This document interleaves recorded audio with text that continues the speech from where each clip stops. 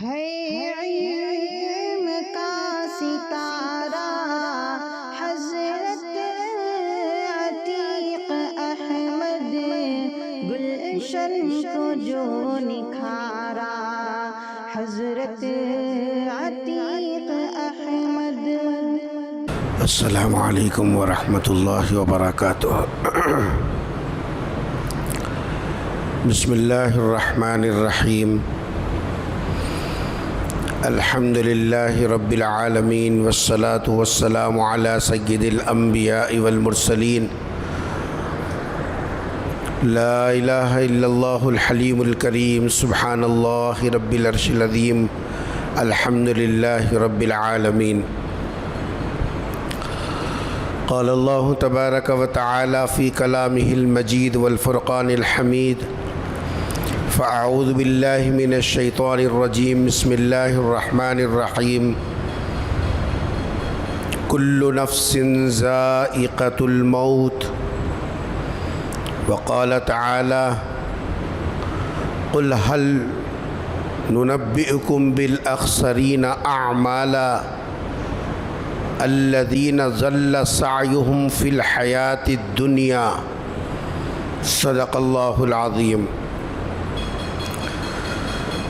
قال النبی صلی اللہ علیہ وسلم الکیس من دان نفسہ وعمل لما بعد الموت، او کما قال علیہ الصلاۃ والسلام۔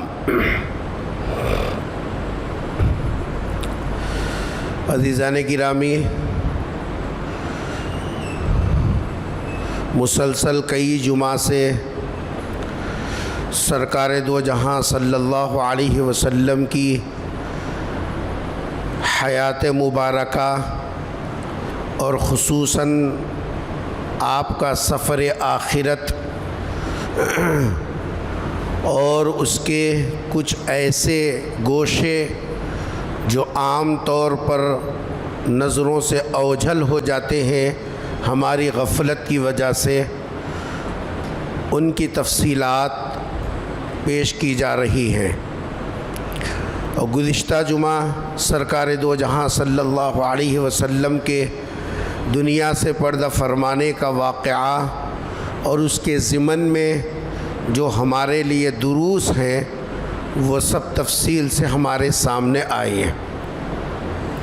اسی مضمون سے مناسبت رکھنے والی آیتوں کو اس وقت میں خطبے کا حصہ بنایا گیا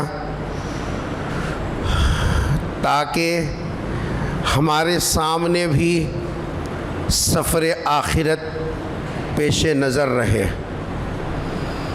اس واسطے کہ دنیا کے اندر اللہ تبارک و تعالیٰ نے جو زندگی عطا فرمائی ہے یہ عارضی ہے، فانی ہے، ختم ہونے والی ہے، یہ ہمیشہ باقی رہنے والی نہیں ہے۔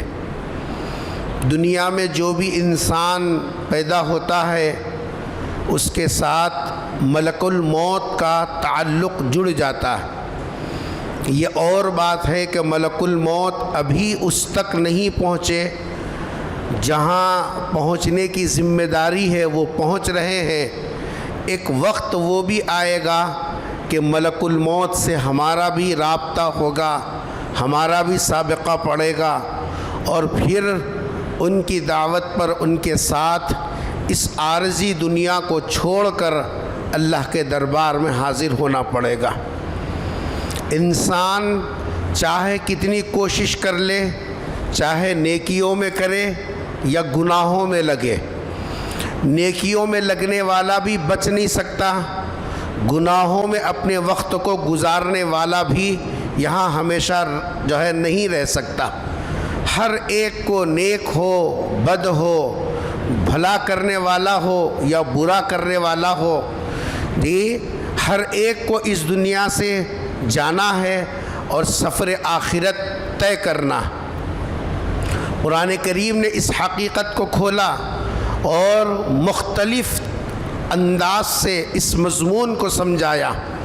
ایک جگہ قرآن کریم نے کہا اینما تکونوا یدرککم الموت ولو کنتم فی بروج مشیدہ.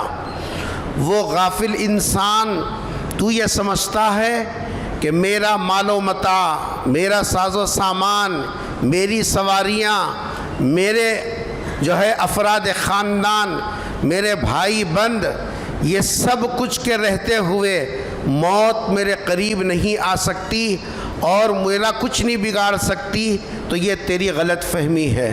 چاہے تو کیسے ہی مضبوط قلعوں میں اپنے آپ کو محفوظ کر لے، اینما تکونو یدرککم الموت، موت کا وقت جب آ جائے گا تو وہ ٹلنے والا نہیں ہے، موت آ دبوچے گی.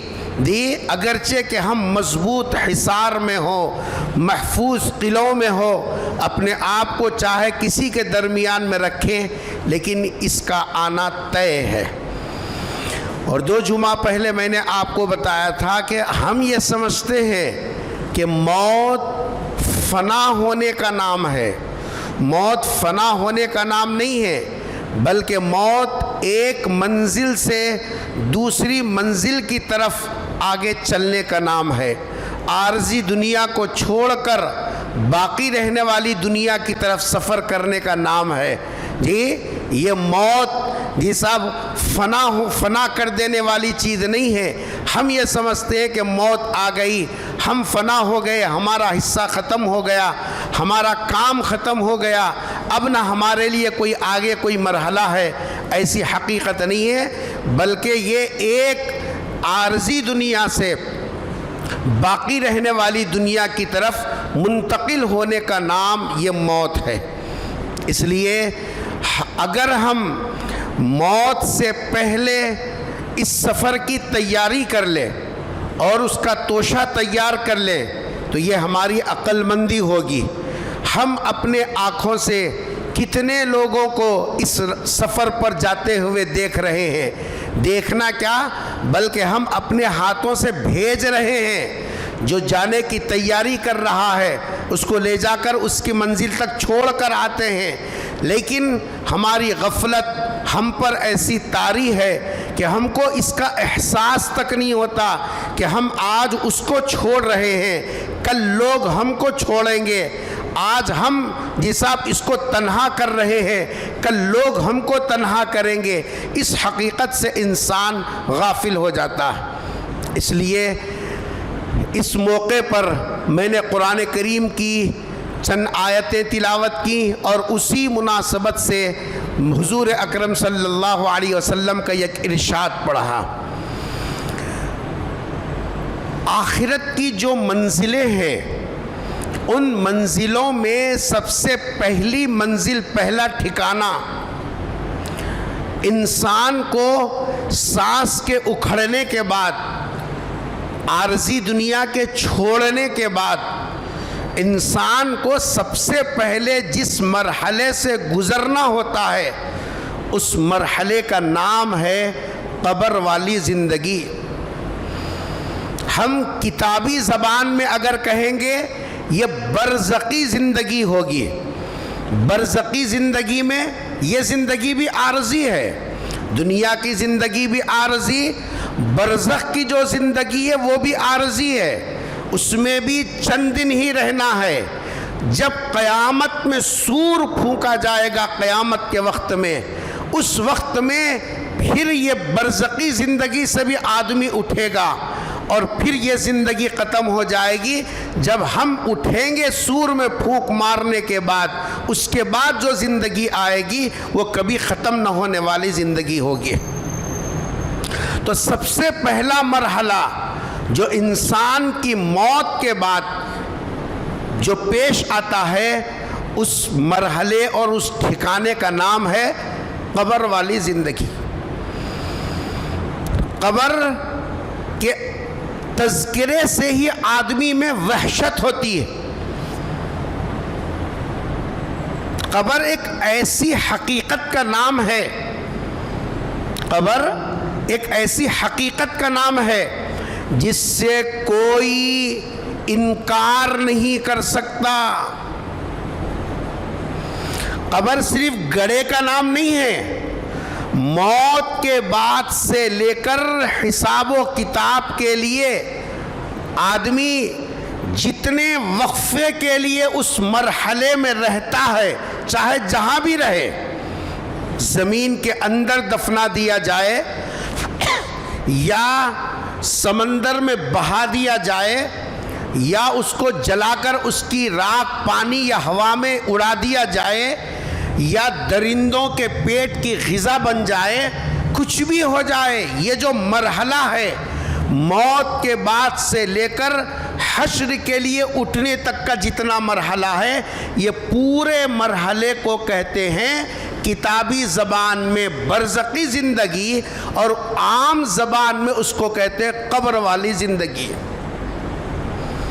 اس واسطے کہ ہماری عقل بڑی چالاک ہے، کبھی کبھی ہم سوچتے ہیں صاحب قبر بولے تو زمین کے گڑھے میں دبانے کو بولتے ہیں، ٹھیک ہے، لیکن اگر کسی کو شیر کھا لیا سمندر کے سفر میں، جی صاحب مر گئے تو پانی میں چھوڑ دیے، مچھلیاں کھا گئے، اس کو تو خبر ملی نہیں۔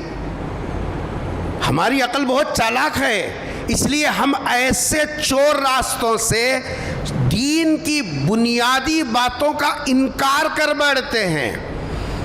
آج سب سے بڑا فتنہ تعلیم یافتہ طبقے میں جو ارتداد تک لے جا رہا ہے، وہ اسی عقلی اشکالات کی بنیاد پر کہ آدمی کی عقل میں کوئی بات نہیں سماتی، بس وہ دین کی بنیادی اور لازمی احکامات کا انکار کر بیٹھتا، خود ہی فیصلہ کرتا ہے، کسی اہل علم سے جا کر سوال نہیں کرتا، کسی اہل علم سے اپنے شکوک و شبہات کا اظہار نہیں کرتا، نتیجے میں وہ ایمان سے بالکل بے بہرا ہو جاتا ہے۔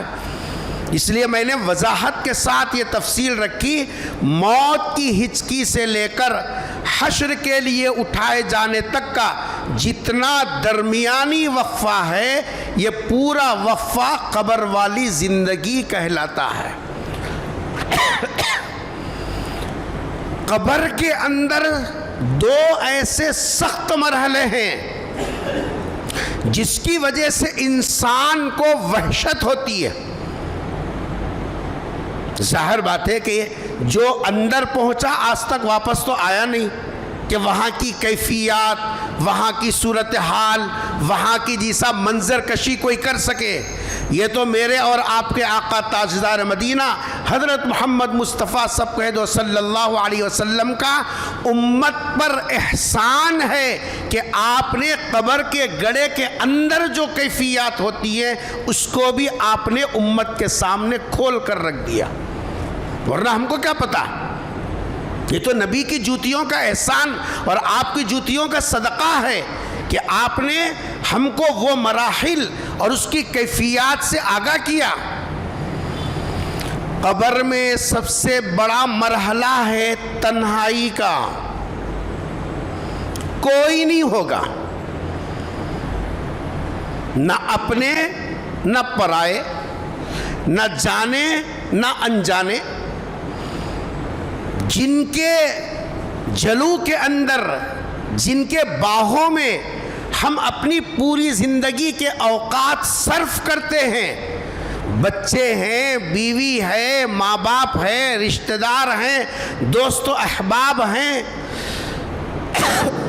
یہ سب قبر کے گڑھے تک، آخری ہچکی تک، قبر کے اندر جانے کے بعد سب سے بڑا مسئلہ تنہائی کا ہوگا۔ ہم ہوں گے، ہم ہوں گے، ہم ہی ہوں گے۔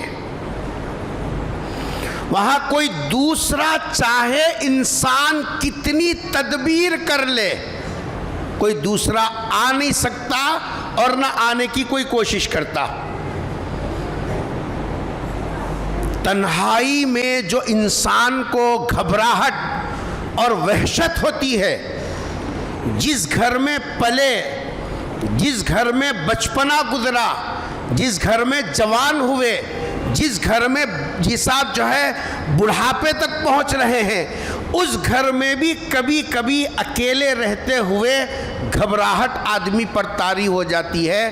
تو تصور کرو جہاں کبھی گئے نہیں، جہاں کا منظر کبھی دیکھا نہیں، جہاں کی تنہائی میں کبھی سابقہ نہیں پڑا، ایسے گڑھے میں منو مٹی نیچے جب آدمی پہنچ جائے گا، اس وقت میں انسان کی وحشت قابل دید ہوگی، انسان کی گھبراہٹ قابل جو ہے رحم کھانے کے قابل ہوگی۔ وہ تنہائی ہوگی، تنہائی کے علاوہ کوئی ساتھ دینے والا نہیں ہوگا۔ دوسری چیز جو میت کو وحشت میں ڈالتی ہے وہ ہے منکر نکیر کا آنا سوالات کے لیے۔ ان کا نام ہی کیا ہے؟ منکر۔ عربی میں منکر کہتے ہیں اجنبی کو، جس کو آج تک کبھی دیکھا نہیں، جس کی شکل، جس کی شباہت، جس کی صورت، جس کی جسامت، جس کی کیفیت، بات کرنے کا انداز، یہ سب دیکھنے کا طریقہ، اس سے کبھی انسان کو سابقہ نہیں پڑا۔ چھوٹے بچے ہیں، چھوٹے کیا بڑوں کا بھی حال ہے، اگر کوئی ڈریس پر پولیس والا آ گیا تو اس کی کیفیت قابل دید ہوتی ہے۔ اب اندازہ لگاؤ، اللہ کی طرف سے جو طے ہو کر آئے ہمارے پاس، اور تنہائی کے اندر، چلو انسان کو سپورٹ کرنے کے لیے کوئی دوسرا انسان ہے، آدمی کی ہمت کے لیے کوئی دوسرا آدمی موجود ہے؟ کوئی نہیں ہے۔ ایسے میں منکر نکیر کا آ جانا قبر میں میت کو انتہائی وحشت میں ڈال دیتا۔ اور حدیث میں پیغمبر صلی اللہ علیہ وسلم نے ارشاد فرمایا، قبر میں جانے سے پہلے اگر ہم نے صحیح توشہ لے کر نہ پہنچے، قبر میں جانے سے پہلے اگر ہم نے توشے کی تیاری نہیں کی، تو منکر نکیر کے آنے کا جو طریقہ ہوگا وہ اتنا خطرناک ہوگا، ان کی آمد پر ایسی کڑکدار آواز ہوگی کہ انسان ان کے چہروں سے جو وحشت میں آئے گا، ان کے آنے کی آواز سے اور وحشت میں اضافہ ہو جائے گا۔ اس وقت میں صرف کام آئے گا ہمارے عمل کا توشہ۔ اس قبر کے گڑھے میں، اس برزخی دنیا میں اگر کوئی چیز ہمارا ساتھ دے گی، اگر کوئی ہمارا سہارا بنے گی، اگر کوئی ہمارے لیے تسلی کا سامان مہیا کرے گی، تو وہ توشہ ہوگا ہمارے اعمال کا، بس اس کے علاوہ کچھ نہیں۔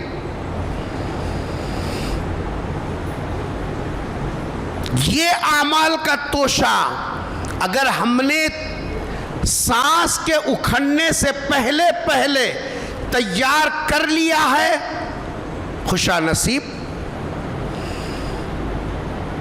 حضور اکرم صلی اللہ علیہ وسلم ایک مرتبہ قبرستان کے قریب سے گزر رہے تھے، بخاری شریف کی روایت ہے۔ حضور اکرم صلی اللہ علیہ وسلم جس سواری پر سوار تھے وہ بدکنے لگی، اچھلنے لگی۔ لوگوں نے کہا کہ بھئی اس کو کیا ہو گیا کہ یہ اچھل رہی ہے، کہیں آدمی کو گرا دے گی؟ حضور اکرم صلی اللہ علیہ وسلم نے ارشاد فرمایا، قبر کے قریب سے چونکہ گزر رہے ہیں، اس قبر کے اندر عذاب ہو رہا ہے۔ وَمَا يُعَذِّبَانِ مِن كَبِيرٍ۔ پھر آگے حضور نے صحابہ کی حیرت کو اور ان کے تعجب کی کیفیت کو ختم کرتے ہوئے یہ ارشاد فرمایا، کوئی بڑے گناہ کر کے مرے ہوں قبر والے، ایسی بات نہیں ہے۔ بڑے گناہ وہ گناہ جن گناہوں پر قرآن میں، حدیث میں سزا کا تذکرہ ہے، جیسے چوری سزا کا تذکرہ ہے، جی زنا سزا کا تذکرہ ہے، عمدن کسی کو قتل کرنا سزا کا تذکرہ ہے جی، تو ایسے گناہ کبیرہ بڑے گناہ کہلاتے ہیں۔ سرکار نے فرمایا کہ وما یعذبان، یہ مرنے والا جو قبر میں ہے، جس کو قبر کا عذاب ہو رہا ہے، کوئی بڑے گناہوں کی وجہ سے نہیں، بلکہ حضور اکرم صلی اللہ علیہ وسلم نے فرمایا ان میں سے ایک جس کو عذاب دیا جا رہا ہے وہ ہے چغل خوری کی بنیاد پر، جو اس زمانے میں ایک آرٹ سمجھا جا رہا، ایک فن سمجھا جا رہا، ایک کمال سمجھا جا رہا، اور ایک دونوں طرف اچھے رہنے کا جی صاحب ایک جو ہے فن سمجھا جا رہا، بھائی ہم ادھر بھی اچھے ادھر بھی اچھے، ادھر کا لا کے ادھر لگاؤ، ادھر کا لے جا کے ادھر لگاؤ، اور دونوں سے بھی ہم اچھے رہیں۔ سرکار فرما رہے یہ ادھر کا ادھر کرنے والا، ادھر کا یہ ادھر کرنے والا اصل میں فسادی ہے، فسادی، دلوں کو خراب کرنے والا، محبتوں کو نفرتوں میں بدلنے والا، ملاقاتوں کو جی صاحب عداوت میں منتقل کرنے والا، یہ چغل خوری کا عمل ہے۔ اس زمانے میں ایک فن سمجھا جا رہا اور کمال سمجھا جا رہا، اور آدمی اس کے اوپر اینٹ رہا ہے اور یہ سمجھ رہا کہ صاحب میں سنبھال لیتا ہوں، ادھر بھی سنبھال لیتا ہوں ادھر بھی سنبھال لیتا ہوں۔ حضور اکرم صلی اللہ علیہ وسلم فرما رہے ہیں قبر میں جو عذاب دیا جا رہا ہے یہ ہماری نظروں میں، ہماری سوچ کے اعتبار سے، سماج کے اندر لوگوں کے درمیان میں اس عمل کو ہلکا سمجھا جاتا ہے، لیکن جس کو ہلکا سمجھا گیا وہی قبر میں عذاب کا سبب بن گیا۔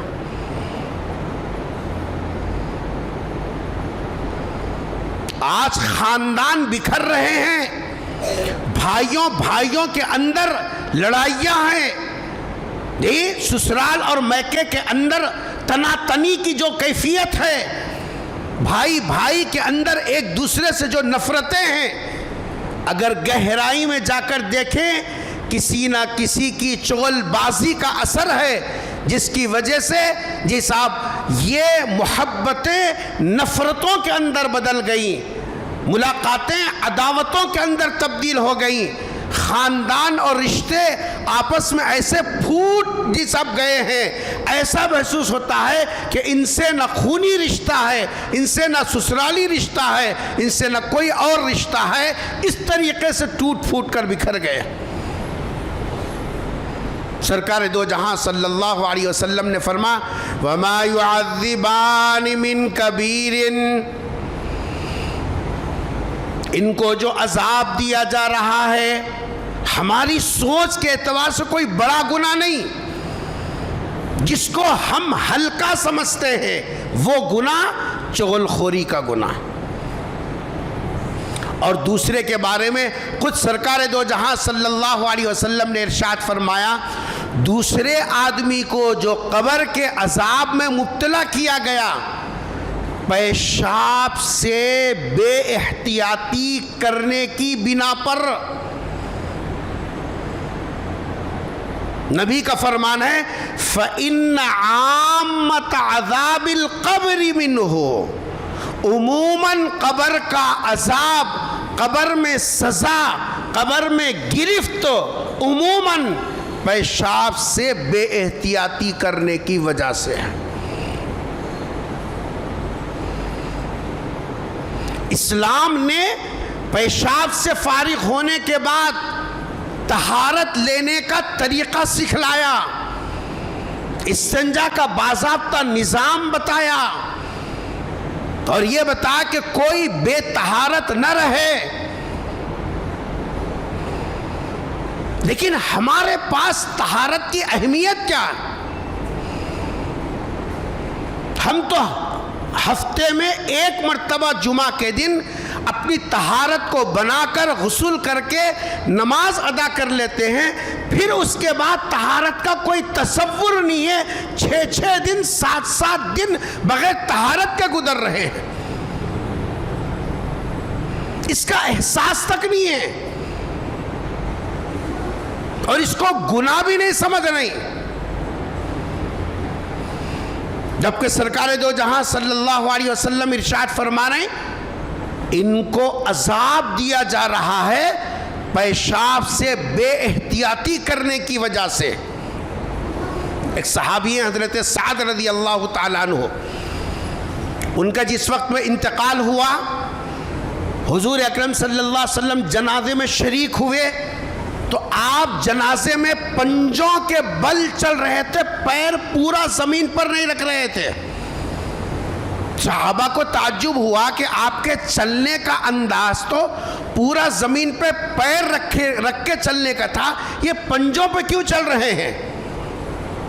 نبی سے پوچھا کہ اللہ کے رسول آپ کے چلنے کا انداز بدل گیا، کیا بات ہے؟ سرکار دو جہاں صلی اللہ علیہ وسلم نے ارشاد فرمایا سعد کی جنازے کی نماز کے لیے اتنے فرشتے آسمانوں سے اترے ہیں، ان کی کثرت کی وجہ سے زمین پر پیر رکھنے کی جگہ بھی نہیں ہے، اس لیے میں پنجوں پر چل رہا ہوں۔ اندازہ لگائیے مرنے والے کی خوش نصیبی، کتنا بڑا مقام و مرتبہ ہے، آسمان سے فرشتے اترے ہیں، گواہی آپ اور میں نہیں دے رہی ہیں۔ اگر آپ اور میں دیتے، جیسے آج کل جھوٹے خواباں بشارتاں سنانے کا دور ہے، ایک صاحب جھوٹی بشارتیں سنا رہے ہیں، سرکار کا 10 مرتبہ جی صاحب خواب میں دیدار ہوا، 1 مرتبہ تو سرکار میرے پیشانی کو بوسہ لے لیے۔ لو، اگر ولو بالفرض محال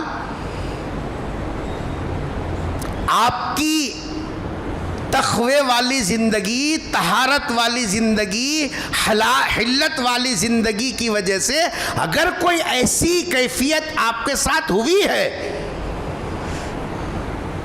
تو آپ ڈھنڈورا پیٹنے کی کیا ضرورت ہے؟ اس کے ذریعے سے آپ سامنے والے کو کیا بولنا چاہ رہے ہیں؟ ہماری پیشانی تو یہ سیدھے سجدے میں نہیں ٹک رہی، جھوٹے جھوٹے خواب بتانے کے اندر ہمارا معاملہ۔ تصور کرو حضرت سعد رضی اللہ تعالی عنہ کا جنازہ، ہم اور آپ نہیں، ہماری زبانیں تو صبح سے شام تک جھوٹ میں، چغلی میں لت پت ہے۔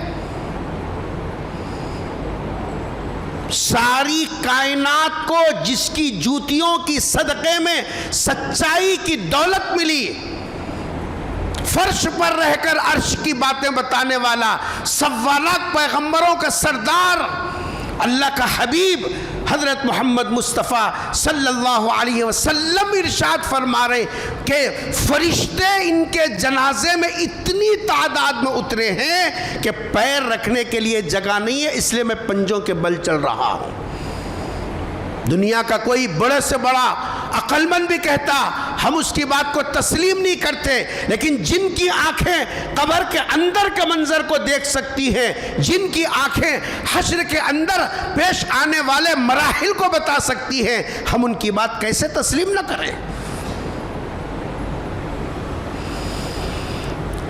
جب قبر کے گڑھے تک پہنچے، دفن کیا، بہت دیر تک تدفین کے بعد سرکار دعا کرتے رہے، دعا کرتے رہے، دعا کرتے رہے، بہت دیر تک کھڑے رہے۔ صحابہ کرام بے چین، سرکار تدفین کے بعد کسی کی قبر پر اتنی دیر تک نہیں ٹھہرتے، کیا بات ہے اتنی دیر تک دعا، اتنی دیر تک دعا، اتنی دیر تک دعا۔ جب سرکار فارغ ہوئے، صحابہ نے پوچھا کہ اللہ کے رسول کیا بات ہو گئی کہ قبر کے پاس تدفین کے بعد اتنی لمبی دعا، اتنی دیر تک؟ کیا جواب دیا صاحب؟ حضور اکرم صلی اللہ علیہ وسلم نے ارشاد فرمایا سعد کو جب قبر میں رکھ کر مٹی برابر کر دی گئی، قبر نے سعد کو ایسے دبوچا کہ جس کی وجہ سے اس کی پھسلیاں آپس میں ایک دوسرے میں گھس گئی۔ جس سعد کے جنازے میں فرشتے نماز میں شریک ہونے کے لیے اتنی کثرت سے آئے ہو، ان کے بارے میں سرکار یہ کہہ رہے ہیں قبر میں رکھتے ہی مٹی برابر کرتے ہی قبر تنگ کر دی گئی ہے، پھسلیاں ایک دوسرے میں گھس گئے ہیں۔ جی حضور اکرم صلی اللہ علیہ وسلم پر عجیب کیفیت طاری ہوئی۔ صحابہ نے پوچھا کہ اللہ کے رسول کیا بات ہو گئی؟ مقبولیت ایسی، جنازے میں فرشتے، مقبولیت ایسی کہ آپ پنجوں کے بل چل رہے ہیں، اور پھر قبر کے گڑے میں یہ حالت۔ علماء نے لکھا کہ اصل مسئلہ یہ تھا، یہ اونٹوں کو پالتے تھے، اونٹوں کو، ان کے پاس بڑے اونٹ تھے، اونٹ جہاں رکھے جاتے تھے وہاں کبھی کبھی یہ چلتے پھرتے اونٹوں کی دیکھ بھال کے لیے جانور تو کھڑے ہو کر ہی پیشاب کرتا ہے، تو اس کے پیشاب کے چھینٹے ان کے جسم پر پڑتے تھے، اس کی طرف توجہ نہ کرنے کے نتیجے میں قبر میں ان کو پکڑ لیا گیا۔ جنازے کی کثرت کے باوجود، فرشتوں کی بہتات کے باوجود، پیغمبر کی بشارت کے باوجود، قبر کے اندر جب اس طریقے سے گرفتار کر دیے گئے، اندازہ لگائیے ہم تو صرف جمعہ کی نماز کے لیے طہارت پر اکتفا کرتے ہیں، اور 5 دن 6 دن بغیر طہارت کے ہمارے گزر جاتے ہیں۔ ہمارے بچوں کی زندگیاں صبح ویسے ہی، شام ویسے ہی، بازاروں میں پھرنا ویسے ہی، چلنا پھرنا ویسے ہی۔ اندازہ لگائیے کہ جی صاحب طہارت کی اہمیت کیا ہے، اور ہمارے پاس عملی طور پر طہارت کہاں ہے؟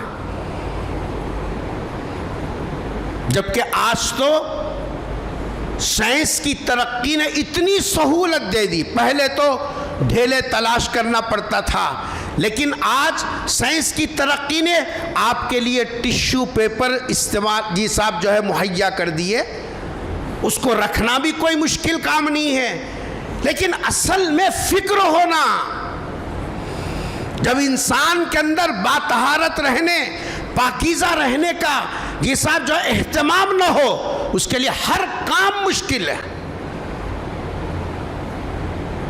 یہ قبر کا مسئلہ ہے مولی صاحب، پہلا مرحلہ ہچکی جی صاحب آدمی کی آخری لیتے ہی جو پہلا مرحلہ ایمان والے پر آتا ہے وہ قبر کے گڑے کا آتا ہے۔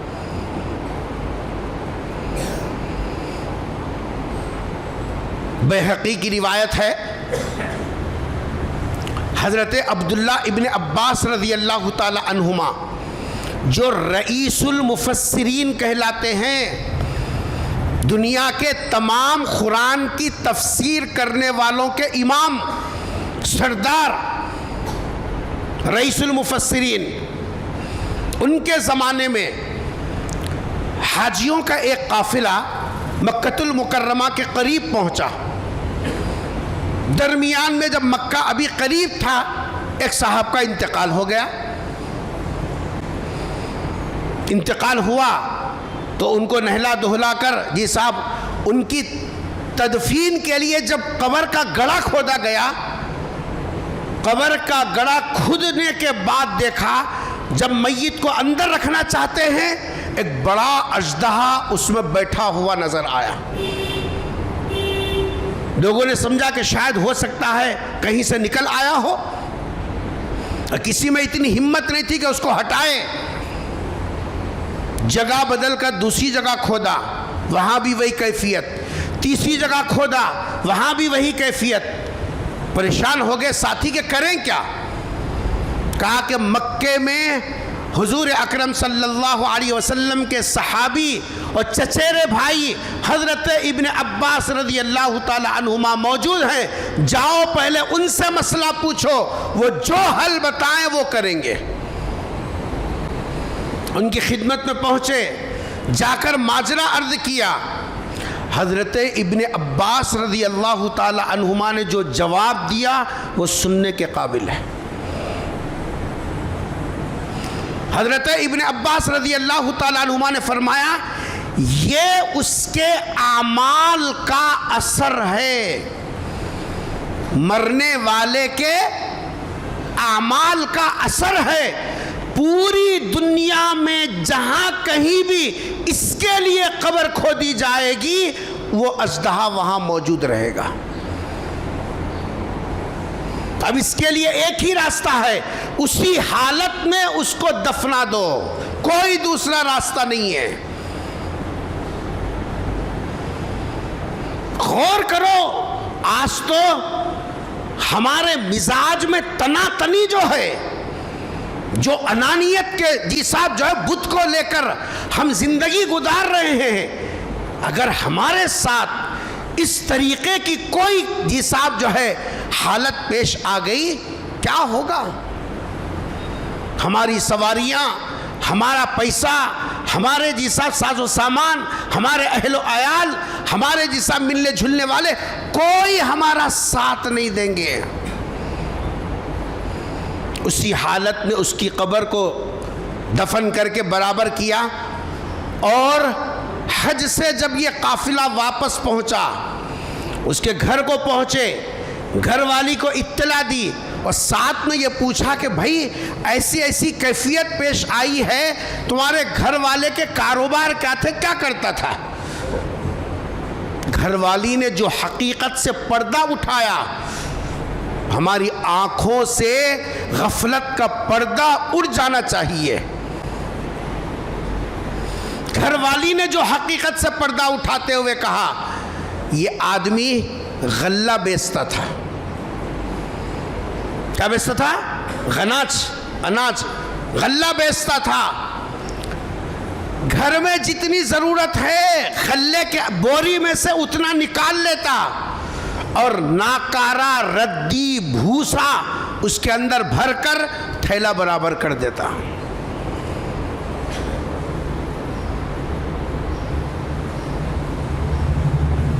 یہ ملاوٹ، غلے کے اندر ملاوٹ کر کے جو تجارت کرتا تھا، یہ اس کا برا انجام ہے جو اس کو اژدہے کی شکل میں جی صاحب سامنے آیا۔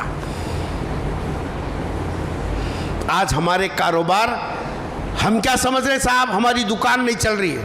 ابھی کل میں کرناٹک کے ایک علاقے میں سفر کر رہا تھا،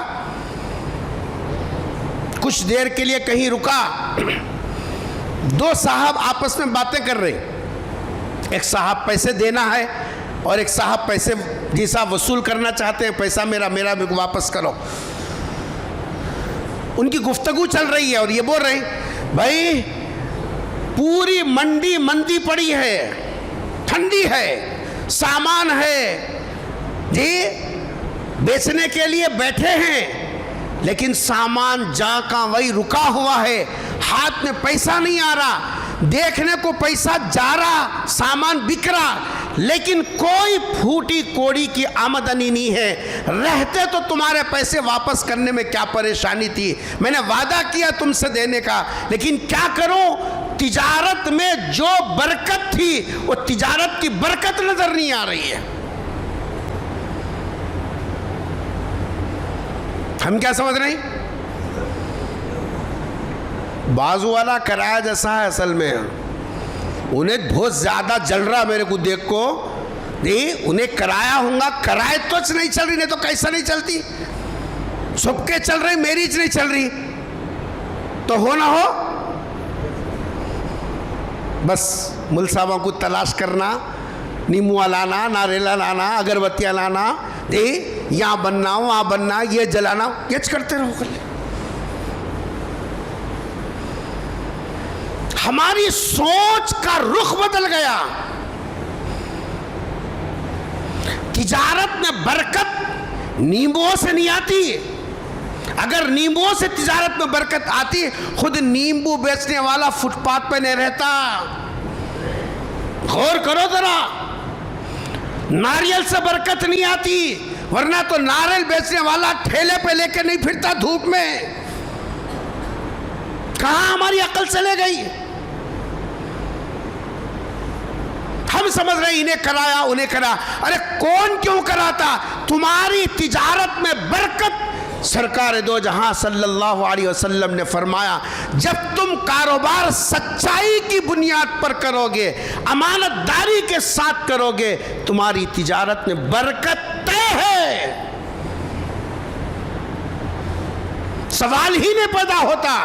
سرکار نے کہہ دیا کہ جی صاحب جو ہے تجارت کرنے کا اصول بس دو ہی ہے، ایک سچائی، دوسرے امانت داری ہے. اور اس کو بشارت سنائی، اس کو جنت کی بشارت سنائی، اپنا پڑوس اپنی رفاقت کی بشارت دی. آج ہمارے کاروبار میں سچائی کا بھی فقدان ہے، امانت داری کا بھی فقدان ہے. ہر چیز 2 نمبر کی بیچنا، 1 نمبر کے پیسے لینا. کیا سمجھ رہے؟ فن ہے یہ، کاروبار کا طریقہ ہے. مول صاحب مارکیٹ میں بیٹھنے کا طریقہ ہے یہ. مارکیٹ میں بیٹھو اور یہی بولتے رہو، سامان جا بھی رہا ہے آ بھی رہا ہے، مگر پھوٹی کوڑی بھی بچ نہیں رہی ہے. اللہ برکت اٹھا لیا، پوری دنیا مل کر بھی خریداری کرے، برکت آنے والی نہیں ہے. کیا کہا قرآن نے؟ بقیت اللہ خیر لکم ان کنتم مؤمنین. سچائی اور امانت داری کے ساتھ جب تم کاروبار کرو گے، جو تمہارے لیے بچے گا وہی تمہارے حق میں برکت والا ہوگا. خیر لکم. اگر یہ ایمان ہے تو پھر اس پر چل کر کاروبار کر کے دیکھو.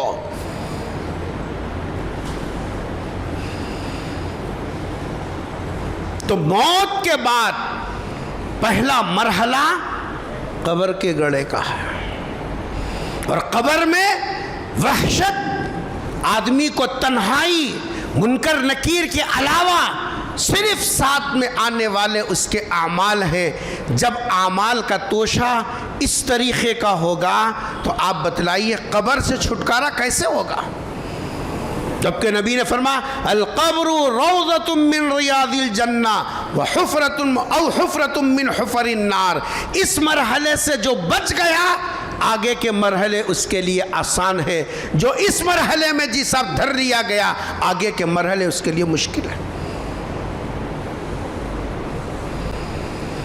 قبر کے گڑھے سے اٹھنے کے بعد دوسرا مرحلہ جو انسان پر آتا ہے وہ ہے حشر کا مرحلہ.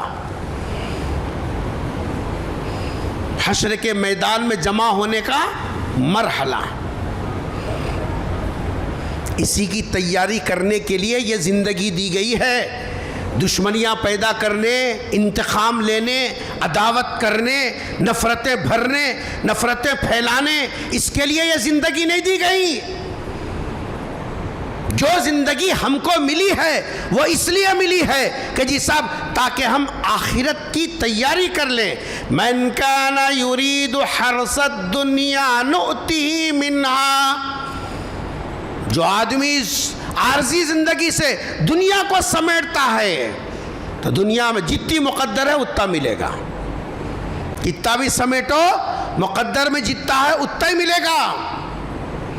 ومن کان یرید حرث الآخرہ.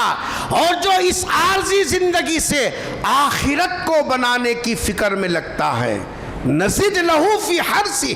کیا قرآن کے الفاظ ہیں صاحب. آہا.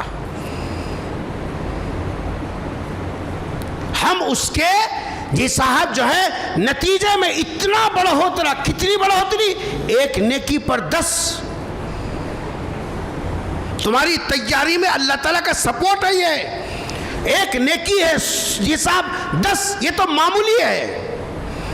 1 کے 30 سپورٹ ہے اللہ کی طرف سے. 700 گنا تک سپورٹ ہے اللہ کا کہ تم آخرت کو سمیٹو. یہ دنیا اس لیے نہیں ہے.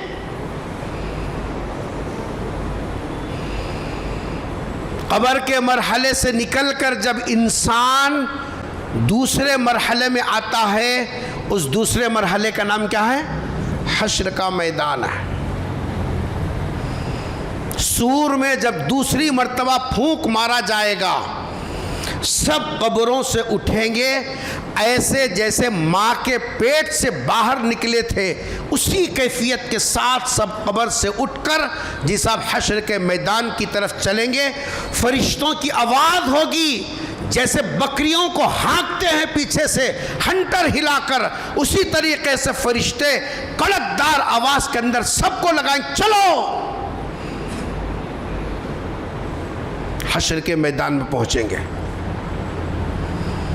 حشر کی سختی کا تو بار بار تذکرہ آپ کے سامنے وقتاً فوقتاً آتا رہتا ہے۔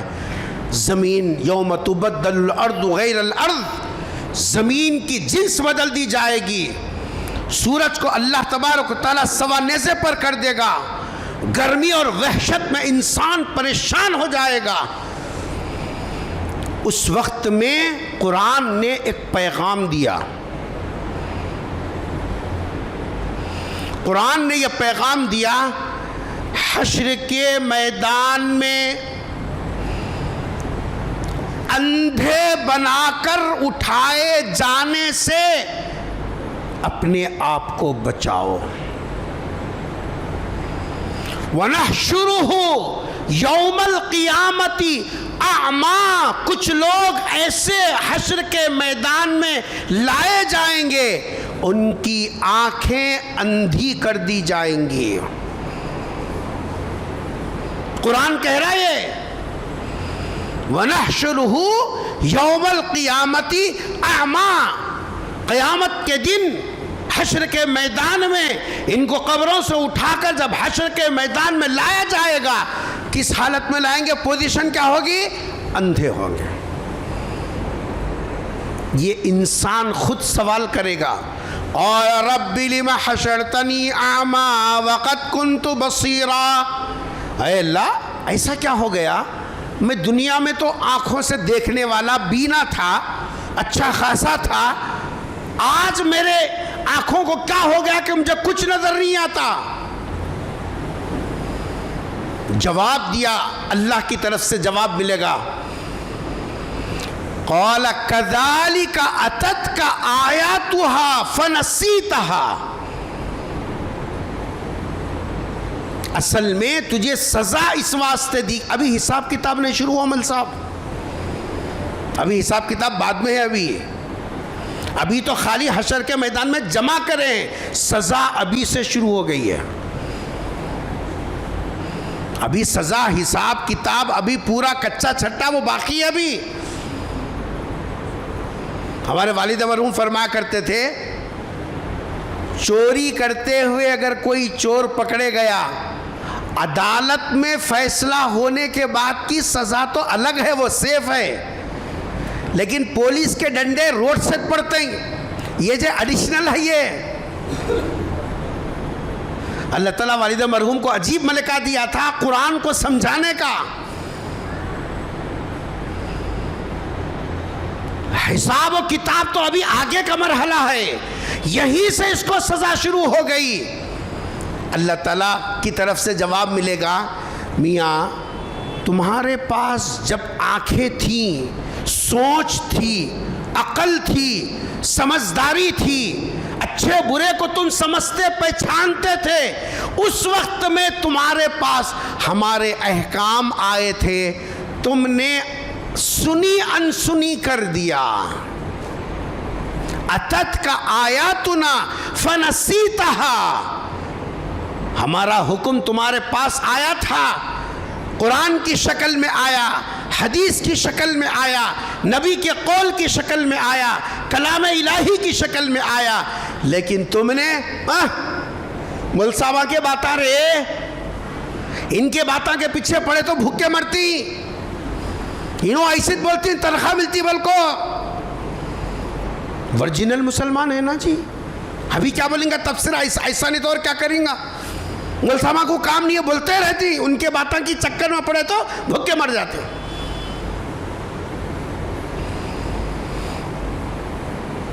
احساس تک نہیں۔ پیغمبر صلی اللہ علیہ وسلم نے ارشاد فرمایا، یہ ارشاد ہر مومن کے کان سے ٹکرایا، کیا فرمایا؟ اگر کسی نے، سن رہے سو رہے، اگر کسی نے ناحق کے کسی کی ایک بالشت زمین قبضہ کر لیا، کیا لڑ لے رہے صاحب مسلمانہ؟ جا کے دیکھو عدالت میں، سوشل میڈیا کھولے تو اللہ اکبر، ایک اتی ملگی کے واسطے سگی بھانجی کا قتل کرنے سے، ایک نبی کا غلام کلمہ پڑھنے والا قرآن ہاتھ میں پکڑنے والے ہاتھ سے سگی بھانجی کو جی صاحب قتل کرنے سے بھی پیچھے نہیں ہٹا۔ اب اس کے نعرے کیا ہے، اس کے جھنڈے کیا ہے، اس کے جی صاحب دعوے کیا ہے، آپ غور کرو۔ غیر تھوک رہا تو ہمارے کو شرم آ رہی، کئی کو تھوک رہے ہیں، کئی کو بول رہے ہیں، بلکہ تم کیا کر رہے ہو؟ کیا کل کے دن وہ چھوٹی ملگی میں تو اپنی خبر بنانے والا تھا؟ ہاتھ کیسے بڑھے تیرے؟ جس ہاتھ سے قرآن پکڑنا تھا اس ہاتھ سے جس آپ قتل کرنے کے لیے اس کے ہاتھ کو پکڑ لیا، حس ختم ہو گئی۔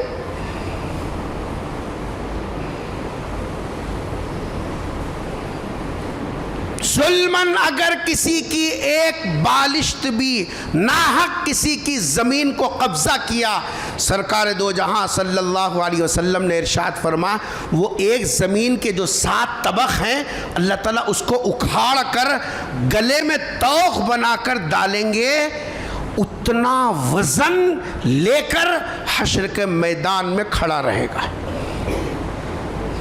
آج 5 کلو کی تھیلی اٹھاؤ بولو،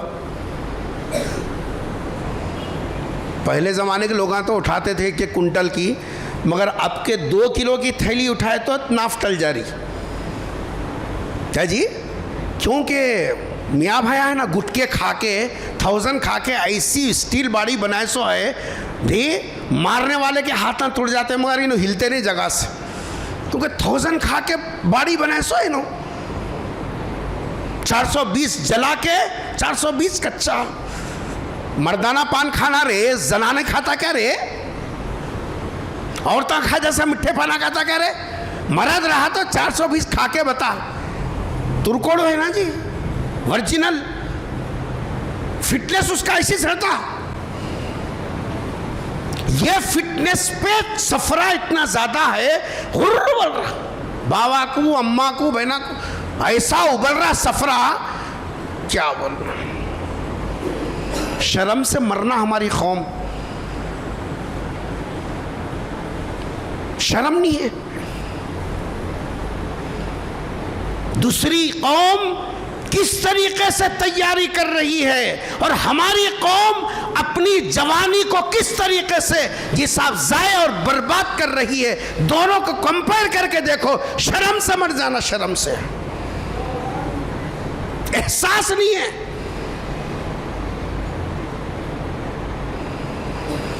جو 5 کلو کا وزن نہیں اٹھا سکتا، وہ ایک بالش کا 7 طبق زمین کا وزن جب گلے میں کڑا بنا کر ڈالیں گے اٹھا سکتا؟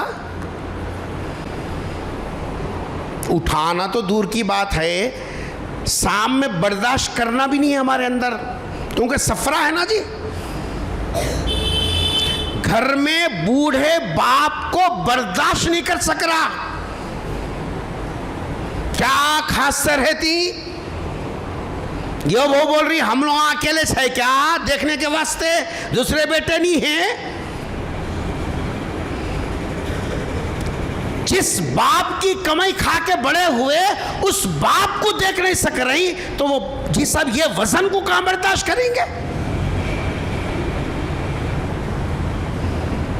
اللہ تعالیٰ فرمائیں گے وہ ظلم ہے جو تم نے کیا، حکم آیا تھا میرا تمہارے سامنے کسی پر ظلم مت کرو، تم نے ظلم کر کے اپنی آخرت تباہ کی۔ اس لیے جیسے وہاں زندگی میں میرے احکام سے آنکھ بند کر کے زندگی گزاری تھی، آج میں نے تمہارے آنکھوں کی بینائی سلب کر لی، آج تمہارے ساتھ اسی طریقے سے اندھوں جیسا سلوک کیا جائے گا۔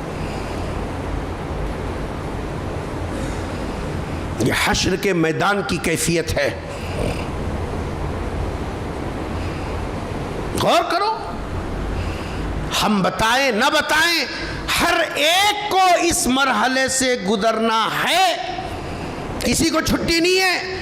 عالم صاحب ہو، حافظ صاحب ہو، حاجی صاحب ہو، صدر صاحب ہو، ہر ایک کو موت کے مرحلے سے جانا طے ہے، برزخ کے مرحلے سے گزرنا طے ہے، حشر کے میدان میں جیسا جانا طے ہے، اپنے اعمال کے بقدر جزا اور سزا کے مرحلے سے گزرنا طے ہے۔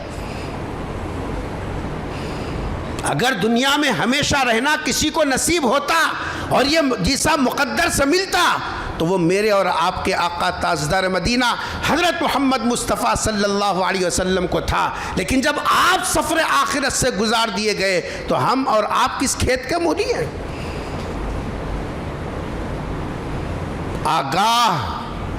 آگاہ اپنی موت سے کوئی بشر نہیں، سامان 100 برس کا پل کی خبر نہیں۔ اس لیے چونکہ مسلسل حضور اکرم صلی اللہ علیہ وسلم کے سفر آخرت کا مضمون چل رہا تھا، اس مضمون کے ضمن میں ذرا ہم بھی اپنی آخرت کی فکر کر لیں۔ صبح ہو رہی ہے، شام ہو رہی ہے، عمر یوں ہی تمام ہو رہی ہے۔ رات میں سونا ہے، صبح کی فکریں لے کر صبح اٹھ رہے ہیں، شام کی فکروں کو لے کر، لیکن اپنی ان فکروں میں کوئی خبر کی فکر بھی شامل کر لے، کوئی حشر کی فکر بھی شامل کر لے، کوئی موت کے بعد کی زندگی کی فکر کو بھی شامل کر لے۔ نبی نے فرمایا الکیس من دان نفسہ وعمل لما بعد الموت، عقل مند وہ ہے جو موت کے بعد کام آنے والے اعمال میں اپنے آپ کو لگائے، وہ عقل مند ہے۔ اللہ سے دعا ہے کہ اللہ تبارک تعالی ہم سب کو موت سے پہلے موت کی تیاری میں لگنے کی توفیق نصیب فرمائے۔ اے اللہ تیرے حبیب کے صدقے میں اعمال صالحہ پر استقامت نصیب فرما۔ اے اللہ ظلم سے، جور سے، زبردستی سے اللہ ہم سب کی حفاظت فرما، دوسروں کی حق تلفیوں سے اللہ ہماری حفاظت فرما۔ اے اللہ ناحق کسی کا مال کھانے سے، ملاوٹ سے، دھوکے سے، غبن سے، چغلی سے، اللہ ان سب اخلاق رذیلہ سے ہمارے نسلوں کی پوری امت کی حفاظت فرما دیجیے۔ دونوں جہاں میں عافیت کی، عزت کی زندگی نصیب فرمائیے۔ موت کے مرحلے کو آسان فرما، قبر کے مرحلے میں اے اللہ اپنی خاص نصرت اور مدد کے فیصلے فرما، ہماری قبر کو وسیع فرما دے۔ اے اللہ نیک کام کے حالت میں اللہ تیرے دربار میں آنے کی توفیق نصیب فرما۔ حشر کی سختیوں میں اے اللہ تیرے عرش کا سایہ ہم سب کو نصیب فرما دے، ایسے اعمال میں لگنے کی توفیق نصیب فرما۔ رب اغفر وارحم وانت خیر الراحمین۔ سبحان ربک رب العزت عما یصفون وسلام علی المرسلین والحمد للہ رب العالمین۔